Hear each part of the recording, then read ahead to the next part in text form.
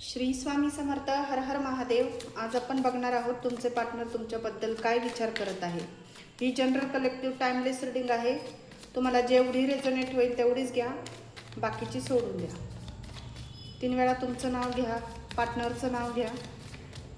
ओम नमः शिवाय. हर हर महादेव. श्री स्वामी समर्थ. ओम नमः शिवाय. हर हर महादेव.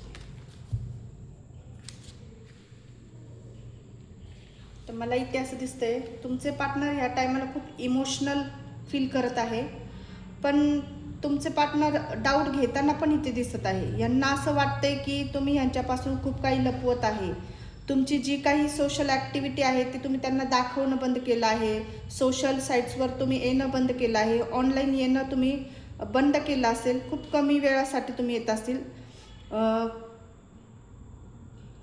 तुम्ही काहीतरी असं त्यांच्यापासून लपवतायत. तुम्ही जे काही करताय ते तुमच्या मनाने करतायत, पण त्यांना असं वाटतं तुम्ही खूप असं मिस्टिरियस झाले आहेत.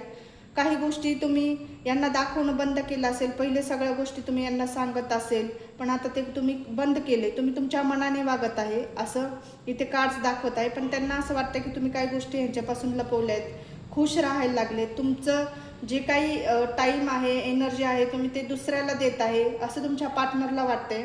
डाऊट घेताना इथं एनर्जी दिसत आहे. तुमच्या जीवनात तुम्ही नवीन सुरुवात केलेली यांना असं वाटतंय.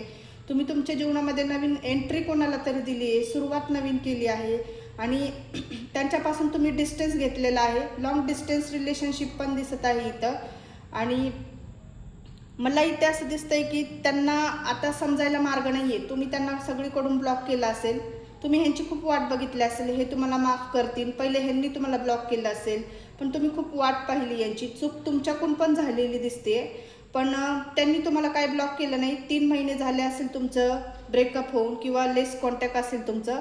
तुमच्या पार्टनरला देखील माहिती असेल कोणाकोणाच्या की तुमच्या जीवनामध्ये कोणीतरी नवीन व्यक्ती आला आहे, आणि ते तुम्ही त्यांना सांगितलेलं पण आहे, पण तुमच्या पार्टनरला हे खरं वाटत नव्हतं. त्यांना डाऊट्स होते, पण आता त्यांचे डाऊट जे आहे ते क्लिअर झाले. तुम्ही पण त्यांना पूर्ण सांगितलेलं आहे माझं दुसऱ्या व्यक्तीवर आहे. सगळ्यांच्या बाबतीत नाही आहे, कुणाकुणाच्या बाबतीत ही रीडिंग आहे, त्यांनीच घ्या.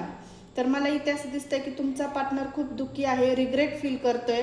त्याला असं वाटतं की मी टाईम होता तेव्हाच अनब्लॉक करायला पाहिजे होता. काही गोष्टी तेव्हा सुधारायला पाहिजे होते, पण तेव्हा ते झालं नाही. आता खूप उशीर झालाय.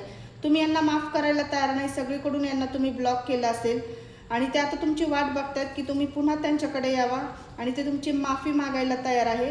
ते तुमच्या कॉल मेसेजची वाट बघत आहे. तुम्ही त्यांना कधी अनब्लॉक करतील त्याची वाट ते बघत आहे. नवीन सुरुवात त्यांना ह्या नात्यामध्ये करायची आहे असंही ते दिसतंय. क्लेम करा ही पॉझिटिव्ह एनर्जी.